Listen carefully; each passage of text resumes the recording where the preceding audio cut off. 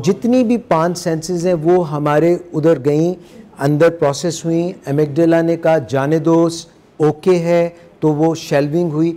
मगर कोई ख़तरनाक हो गई, कोई बहुत हैवी चीज़ हो गई, आउट ऑफ ऑर्डिनरी चीज़ हो गई। एक बंदा गाड़ी चला रहा था और सारा दिन का थका हारा वर्कआउट करके घर को जा रहा था और एकदम उसने एक मोड़ काटा और उधर से देखा कि गाड़ी बड़ी तेज़ी से उसकी तरफ आ रही है और उसको लगा कि अब ये राइट साइड पे मुझे हिट करेगी और मैं कुछ भी नहीं कर सकता। तो वो मेमोरी फ्रीज़ हो गई। वहाँ पे एमिगडाला ने कोशिश की, पड़थू पड़ गया और वो मेमोरी फ्रीज़ हो गई। और वो बग़ैर शेल्विंग के वो जो फीलिंग है, the feeling in the body, जो फीलिंग हुई ना, वो पूरी फीलिंग फ्रीज़ हो गई वहाँ पे मेमोरी में। और अगर वो फीलिंग्स इतनी ज़्यादा पेनफुल हैं, it could be anything from your childhood, because बच्चे जो हैं ख़ास तौर पे वो इतनी अच्छी प्रोसेसिंग कर नहीं अभी पाते, वो पूरी तरह डेवलप ब्रेन होता नहीं।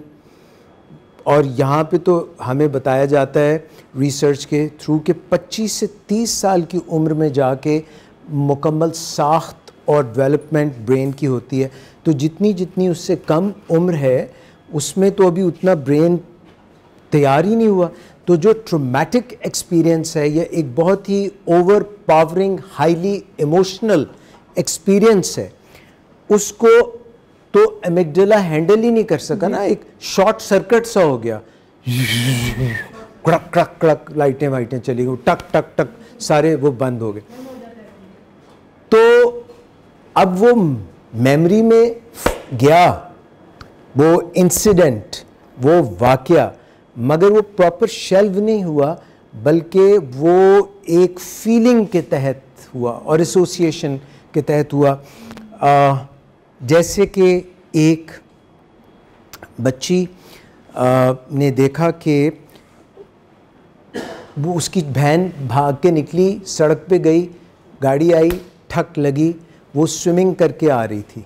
वो बच्ची जो आ रही थी उसने अपनी छोटी बहन को घर के दरवाजे से बाहर निकलते देखा, एक गाड़ी आई, उसको लगी and she died and she was coming from the swimming pool.